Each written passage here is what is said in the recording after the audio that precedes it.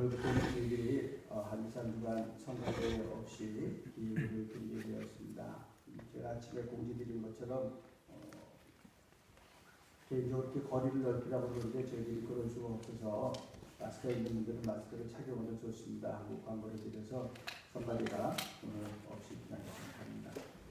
자, 사순절 둘째 주일입니다. 예수님이 십자가를 지고 가신 그 길을 우리들이 다시 한번 의미를 생각하고 또 성경 말씀들을 나누는데, 사람마다 자기가 생각하는 그런 꿈과 이상적인 생활들이 있습니다. 때로 자기가 이룰 수 없을지라도 그것을 꿈을 꾸면서 합니다. 이제 앞으로 올림픽이 잘 열릴지 안 열릴지 모르겠는데, 올림픽에 메달을 따기 위해서, 여러분 올림픽 메달은 세계 정상입니다. 세계에서 제일 잘한다요. 보통 일이 아닙니다. 근데 그 세계 정상에 오르기 위해서 운동선수들이 얼마나 고통스러운 훈련의 시간을 견디어내야 하고, 어떻게 견디었고 어떻게 자기 관리를 하는가 하는 것을 여러 매체를 통해서 저희들이 들을 수가 있습니다. 그들의 이야기를 들으면서 한 가지 공통점을 발견할 수 있는데, 그거는 이 사람들이 그 고통의 시간을 고통으로만 여기지 않았다고 하는 것입니다. 왜 그런 힘든 시간이 필요한지 의미를 알고 있었고, 때로는 적극적으로 그 고통의 시간을 자원해서 감수했다고 하는 것입니다. 여러분이 꿈꾸는 삶은 어떤 것입니까? 많은 사람들이 그런 고난이 없는 삶을 꿈꾸기도 합니다. 가끔 이런 신문 기사들이 납니다. 평생의 꿈을 이룬 누구누구누구, 이런 것이요. 여러분, 평생의 꿈을 이루면 도달할 수 있습니다. 내가 세계 정상이 되고 싶다든가 내가 뭐가 되고 싶다는 꿈은 이룰 수가 있습니다. 그러나 고통이 없는 삶이라는 꿈은 이루어지지 않습니다. 우리는 이 세상의 위험과 고통이 없기를 꿈꿔서는 안 된다고 하는 것입니다. 그러면 세상이 너무 쉽게 상처있고요. 또 그 상처로 얼어붙은 마음 때문에 쉽게 행동하지 못하면서 살아가게 되기 때문입니다.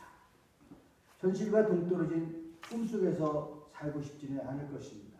물론 우리 모두 다 그런 고난이나 고통이 없는 세상을 생각을 합니다. 그러나 그런 꿈이 실망으로 바뀌지 않도록 조심해야 됩니다. 많은 사람들이 세상에서 실망하고 있는 것은 현실적으로 존재할 수 없는 세상이 펼쳐지기를 기대할 때 그게 자꾸 실망이 되고 그 삶이 나약해지게 되어 있습니다. 오늘 사도 바울이 로마에 편지를 씁니다. 이 편지를 쓸 때 바울은 로마에 간 적이 없습니다. 전혀 모르는 사람들에게 편지를 쓰고 있는데, 바울이 한 번도 본 적이 없는 로마 사람들을 연결하고 있는 한 가지 고리가 있다면 그들이 예수 그리스도를 믿는다고 하는 것입니다. 여러분, 이 연결고리가, 예수 그리스도를 믿는 사람이라고 하는 연결고리가 지금 우리와도 연결되어 있는 고리이기도 합니다. 그래서 오늘 말씀이 그러므로 우리는 이라는 말을 시작할 때 그 우리 안에는 그 당시에 바울과 로마 사람뿐만이 아니라 지금 여기 있는 우리도 함께 포함되어 있다고 하는 것입니다. 오늘 가정에서 예배를 드리는 분들도 같이 포함되어 있습니다. 제가 광고 드린 것처럼 좀 나약하신 분이나 노약자나 이런 분들이 집에서 예배를 드릴 수 있도록 제가 가정 예배소와 설교 요약을 다 보내드렸습니다. 이게 다 장소가 다르고 시대가 다르고 시간이 차가 있고 장소의 차가 있음에도 불구하고 우리들이라는 단어로 하나가 될 수 있는 것은 공통 연결고리가 있는데 그리스도를 믿는 사람들이다 하는 것입니다. 그래서 이 말씀이 바로 그리스도를 믿는 사람들이라 하는 그 연결고리로 우리에게도 똑같이 들려지는 말씀이다 이런 것입니다. 그래서 하나님과 화평을 이루라, 그리고 기쁨과 소망의 삶을 살자, 이게 그리스도로 말미암아서 가능해졌다고 하는 것이 그리스도인들의 고백입니다. 그리스도로 말미암았다고 하는 것은 다른 것 아닙니다. 그분이 지신 십자가 때문에 가능하다 하는 것입니다. 이 사순절을 묵상하면서 그분이 지신 십자가를 묵상하는데, 이 십자가 때문에 우리가 이렇게 시대를 넘어서 장소를 넘어서 하나가 되었을 수 있고 하나님과 화평을 이룰 수 있었고 기쁨과 소망의 삶을 살 수 있게 되었다. 그렇기 때문에 이 말씀은 지금 옛날에 있던 말씀이 아니고 지금 우리 가운데 현재적으로 일어나는 사건입니다. 이 십자가의 예수님과 오늘 함께 사는 것이 우리 기독교인의 삶입니다. 묻겠습니다, 여러분. 여러분 일상생활에서 그리스도와 함께 살고 계십니까? 이걸 여러분들이 물으셔야 됩니다. 이게 현재적으로 임하기 위해서는 이 부분에 우리가 집중해야 됩니다. 우리 주 예수 그리스도를 말미암아 하나님과 더불어 화평을 누리고 있습니다라는 말은 하나님께서 예수 그리스도를 통해서 전혀 새로운 관계를 시작하셨다는 것입니다. 하나님과의 바른 관계를 이룰 수 있게 하시고 하나님과의 평화를 이룰 수 있게 해주셨고 또 우리 가운데 직접 오셔서 우리에게 성령으로 임하시고 우리를 당신이 직접 보호하신다고 하는 새로운 관계입니다. 믿으십니까? 여러분이 기도하실 때 여러분의 아버지와 어머니가 내가 어디 있든지 나를 생각하고 나를 위해서 기도하고 걱정하시는 것처럼 그보다 몇백 배 더하게 아버지 하나님께서 성령으로 우리를 생각하시고 지키시고 위해서 기도하신다고 하는 그 얘기입니다. 이걸 우리가 신앙생활에서 믿음 가운데 성령의 터치하심으로 느낄 수 있어야 살아있는 신앙생활이 될 수 있다고 합니다. 생생한 신앙생활과 문자적인 신앙생활의 차이는 뭐냐? 여기입니다. 내가 그것을 내 심령으로 받아들일 뿐만 아니라 내가 느끼며 살고 있느냐 하는 것입니다. 저는 저희 어머니를 늘 잊을 수가 없습니다. 사실은 사춘기를 굉장히 저는 힘들게 보냈는데 그 사춘기를 무사히 넘길 수 있었던 것이 어머니 때문에 그랬습니다. 집에 들어가고 싶지 않고 그럴 때도 내가 들어갈 때까지 안 주무시고 계실 거거든요. 내가 새벽에 들어가면 새벽까지 안 주무시고 계실 분이에요. 그래서 합소주 들어갔어요. 주무셔야 되니까. 보통 안 봐도 뻔해요. 새벽에 들어가면 새벽까지 안 주무시고 계실 분이거든요. 그래서 꼬박꼬박 집에 들어갔어요. 그분 때문에.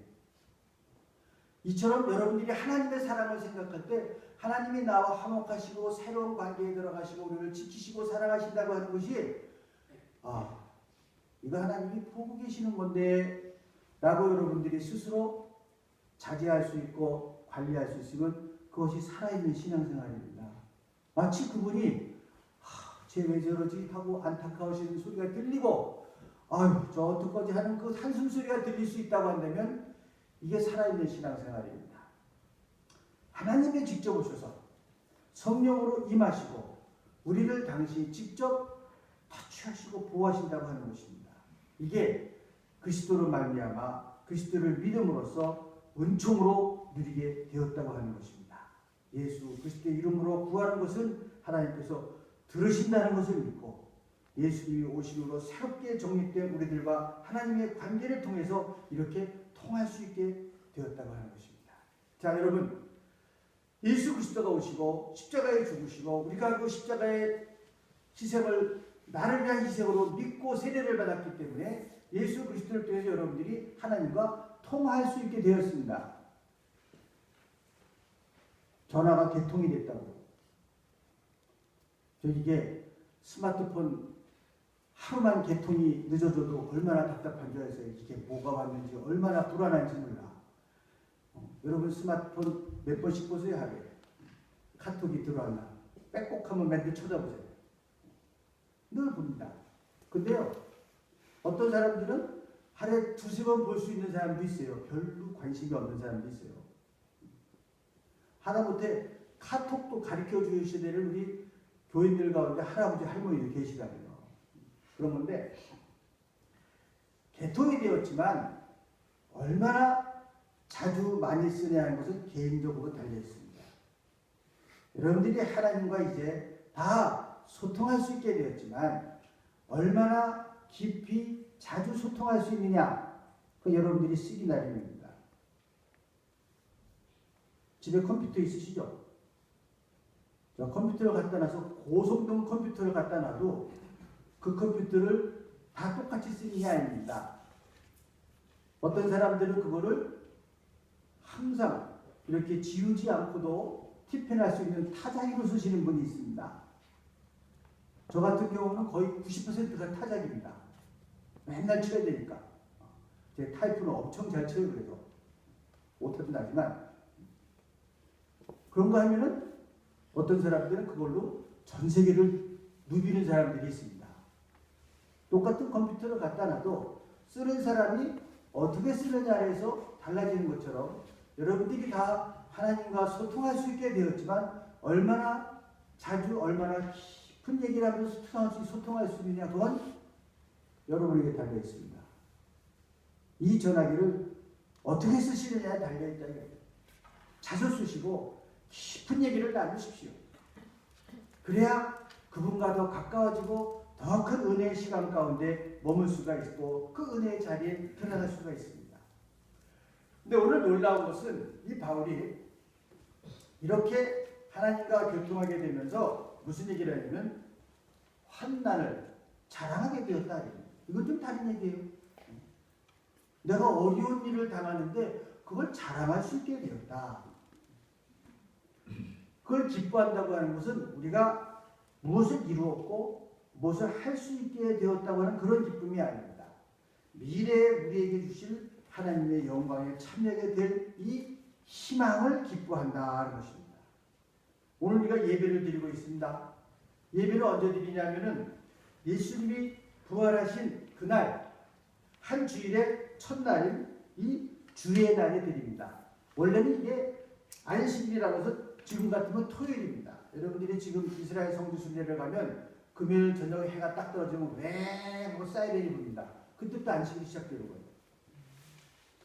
그 사이렌이 불기 전에 한 15분 전에 여러분 재래시장에 가면 무지하게 물건을 쌀 수 있어요. 이게 하루 지나면 상하는 것들이거든요. 채소 뭐 이런 것들은요 그냥 떨이로 막 팔아요. 그 저희들은 한번 갔는데 오이를 이만큼 샀어요. 그때 뭐 3만원 꾸준나 2만원 꾸준나 이게 지나가면 시대인데 이게 한국 오이처럼 딱딱 부러지는 아주 크나키 희한 오이라서 내내 다니면서 고추장 찍어 먹었어요. 그 오이를. 근데 이게 왜 하고 안식이 시작해 한 15분 전에 들어간다. 그런데 그냥 막 던지듯이 팔더라고요. 지나가면 소용없으니까. 원래는 안식일이 그거예요. 토요일쯤 돼요. 근데 우리는 그 날을 지키는 게 아니라 주님이 부활하신 안식일 후 첫날, 주일날 이날을 지킵니다. 그래서 그 주의 날, 헤른탁 이렇게 부릅니다. 그래서 주일 이렇게 불러요. 우리에게는 그 안식일이 중요한 것이 아니라 구약성서의 안식일이 중요한 것이 아니라 주님이 부활하신 날이 중요하기 때문에 이 날을 안식일처럼 지킵니다. 이건 새로운 신약성서의 말씀이에요. 자, 이 주일을 우리가 지키게 되는데 예배가 예배될 수 있는 것은 하나님의 영광의 빛이 그 부활의 날에 임하신 하나님의 영광의 빛이 이 주일에 그 부활의 날처럼 임하시기 때문입니다. 지난 한 주일의 삶에 때로는 어둡고 때로는 답답했고 때로는 희망이 엄습했고 캄캄했지만 고난을 이기시는 주님의 부활처럼 그날을 소망하면서 이 예배 나옵니다. 여러분 예배 어떤 마음이신지 아시겠죠? 한 주일 힘드셨습니까? 내 생업이, 내 학업이, 내 공부가 힘들었을 수 있어요. 그러나 이 주일은 무슨 날인가 하면은 이제 또 한 주일을 소망하면서 주님의 그 부활처럼 그날을 소망하면서 예배에 나오는 것입니다. 부활의 첫 아침에 있었던 그 싱그러움과 놀라운 승리를 간구하면서 나옵니다. 그래서 우리는 항상 예배의 첫 순서에 찬양의 기도와 성령의 순서가 있습니다. 이 예배를 통해서 우리의 삶이 항상 이 빛 가운데로 인도되어지기를 소망합니다. 이 희망의 빛이 우리 기독교인들의 삶을 비추고 우리는 이 소망으로 기뻐하는 것입니다. 바울이 환난을 자랑한다고까지 얘기했습니다. 고통을 당하면서도 기뻐한다. 우리를 실망시키고 우리를 쓰러뜨리려고 하는 병마와 세상의 걱정거리가 쌓여 있는데 무엇을 기뻐한다 하고 의문이 생길 만도 합니다. 간단히 말하면 내 삶을 힘들게 하고 가로막는 일들을 오히려 기쁨의 조건으로 생각한다는 얘기입니다. 대개의 경우 이런 일들을 당하면 피하고 싶고 아예 생각하기가 싫습니다. 눈 감아버리고 싶고 없던 일로 살고 싶은 것입니다. 근데 정말 그럴까요? 지금은 돌아가셨지만 남아프리카 남아유의 그 통합을 이루고 대통령까지 일했던 넬슨 만델라라고 하는 사람이 있었습니다. 이 사람이 그 남아연방 그 독립운동하다가 감옥에 가서 몇 년을 살았는지 아십니까? 27년을 감옥에서 살았습니다. 유럽에서도 특히 독일에서 이 사람들 굉장히 많이 지원을 했습니다. 그리고 교회에서도 연합예배가 있고는 그 사람을 위해서 기도했습니다. 또 주교 이런 사람들이 찾아가서 그분과 함께 성찬식을 나누기도 했습니다. 그 성찬식에 유명한 얘기가 있어요. 그때 주교가 가서 넬슨 만델라에게 성찬을 나눠줍니다. 여러분 어떻게 생각하십니까? 주교님하고 감옥에 있는 만델라 두 사람이 무슨 의미가 있을까요? 그때 이 투투 주교에 했던 유명한 말이 있습니다. 당신이 이 성찬의 떡과 잔을 받아 먹고 마시는 순간 이 세상의 모든 성찬을 나누는 사람들과 하나입니다. 이 성찬의 의미입니다. 이렇게 격려해주고 힘을 주며 27년을 감옥에 살았습니다. 제가 목회할 때인데 27년을 끝나고 넬슨 만델라가 석방되어 오는 날에 제가 목회하던 필린 지역의 목회자들과 학생들이 비행기 예약해서 남아연방으로 갔습니다. 거기서 같이 환영하기 위해서. 어느 정도인지 아시겠죠? 남아연방 비행기가 비싸요. 한국 가는 것보다 비쌉니다. 그런 사람이 전 세계의 존경을 받는 넬슨 만델라 전 남아프리카 공화국 대통령이 세계 정상 중에 감옥에 가장 오래 있었던 사람입니다. 27년을 감옥 생활을 했는데 그게 추록을 할 때 만델라가 이제는 허약한 상태로 나올 거라고 생각했습니다. 그런데 나이가 70살가 넘었는데도 건강하고 씩씩한 모습으로 걸어 나오는 거예요. 취재를 했던 나온 기자들이 물었습니다. 다른 사람들은 5년만 감옥 생활을 해도 건강을 잃고 나오는데 27년 동안 감옥살이를 하고도 이렇게 건강할 수가 있습니까? 그러자 그가 대답했습니다. 나는 감옥에서 하나님께 늘 감사했습니다. 하늘을 보고 감사하고 땅을 보고 감사하고 물을 마시며 감사하고 음식을 먹으며 감사하고 강제 노동을 할 때도 감사하고 늘 감사했기 때문에 건강을 지킬 수 있었습니다. 사랑하는 여러분, 우리가 때로는 일반적인 고난과 고통으로 생각할 수 있는 모든 상황들을 감사로 이겨내는 경우입니다. 오히려 감사의 조건으로 삼으며 이겨냈던 경우입니다. 그 만델라는 노벨 평화상을 받았고 대통령에도 당선되었고 감옥의 밑바닥에서 감사가 일궈낸 기적이었습니다. 고난을 기쁜 마음으로 받아들이며 감사할 수만 있다면 건강을 지켜낼 뿐만 아니라 모든 일들을 지혜롭게 잘 극복하고 마침내 별과 같이 빛나는 인생이 되는 것입니다. 우리 일상생활에서 어떤 일을 가지고 기뻐하는 것인지 바울은 무슨 비결이 있는지 궁금합니다. 다름 아닌 십자가 밑에 선 기독교인 것을 생각하고 있는 것입니다. 여러분이 교회를 열심히 다닌다고 해도 신앙생활을 열심히 한다고 해도 고통과 실망과 슬픔이 없는 것 아닙니다. 이것이 없다고 하려고 하는 것이 아니라 이런 삶의 문제들을 가볍게 보아 넘기자는 것도 아닙니다. 바울은 것을 이렇게 얘기했습니다. 환난은 인내력을 낳고 인내력은 단련된 인격을 낳고 단련된 인격은 희망을 낳는 줄 알고 있기 때문에 나겠습니다.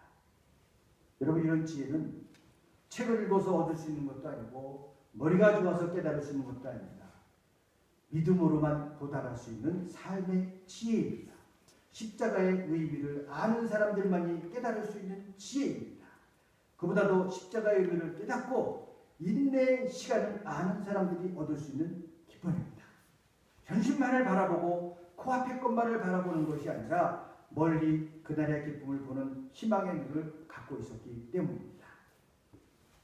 십자가를 믿고 따르는 기독교인들은 이런 것들이 세상에 있다는 것을 인정하고 때로는 그것이 하나님께서 정하신 것이라는 것도 알고 우리가 세상에서 지고 가야 할 십자가인 것을 깨닫습니다. 우리가 지고 가야 할 십자가로 받아들이는 것입니다. 십자가는 내가 뭘 잘못해서 지는 게 아닙니다. 예수님도 사도 바울도 뭐 자기가 잘못해서 십자가 지는 게 아닙니다. 복음을 위해서 내가 잘못한 것이 아니라 복음을 위해서 십자가를 진 겁니다. 우리는 세상의 고난과 아픔을 우리가 져야 할 십자가로 이해합니다. 그리고 받아들입니다. 그래서 십자가를 지신 후에 부활의 영광 있는 것을 알기에 희망을 가지고 인내하면서 기다리는 것입니다. 이런 고통의 의미를 깨닫지 못하면 없었으면 얼마나 좋았을까 하고 탄식하고 후회하고 빨리 지나갔으면 하고 초조해해서는 그 부활의 영광에 이르는 기쁨을 맛볼 수가 없습니다. 왜 내가 이런 일을 당해야 되는지 하는 억울함과 분함, 그것 때문에 인격이 거칠어지고 비뚤어질 수가 있습니다. 그래서는 해결될 일도 없고 좋아질 일도 없고 마음의 상처를 입고 신앙도 상하게 됩니다.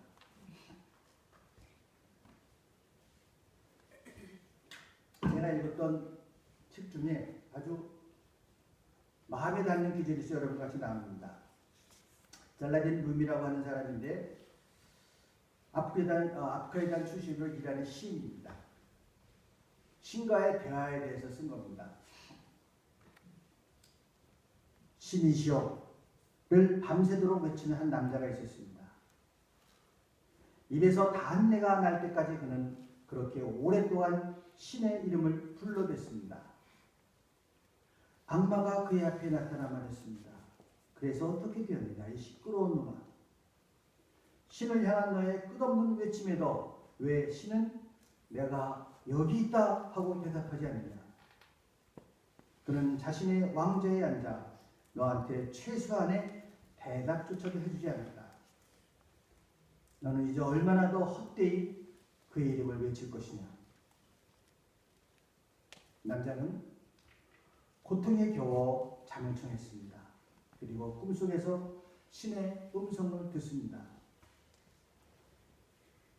신이시여 라는 너의 외침은 내가 여기 있도다 라는 나의 외침이다. 너의 간절한 애원이 나의 메시지이며 나에게 다가오려는 너의 모든 노력이 바로 너의 발에 묶여있는 쇠사슬을 풀어주고 너를 내 품 안에 끌어안으려는 나의 손과 다름없느니라. 너의 사랑과 공포가 내가 나의 은혜를 들이심하시는 통로이다. 그리고 네가 오 신여를 한 번 외칠 때마다 나는 100번을 대답하였다. 내가 여기 있도다. 사랑하는 여러분, 우리들의 신앙이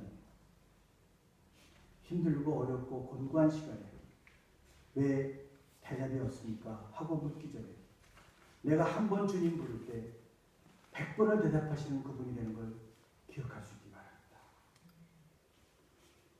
하나님의 영이 우리와 함께 하시고 그의 영의 능력 가운데 있는 사람들입니다.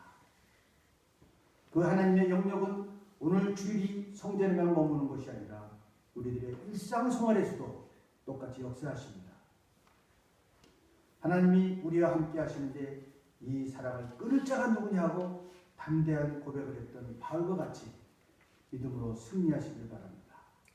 이 사도의 가르침을 따라 그리스도를 통한 하나님과의 깊은 교제를 통해서 오늘 여기서 하늘나라의 삶을 맛보고 영생을 맛보고 고통 속에서도 부활의 기쁨을 바라보며 오늘을 승리하는 여러분들이 되시기를 축원합니다. 마지막으로 제가 읽었던 시 한 계절을 읽고 마치겠습니다.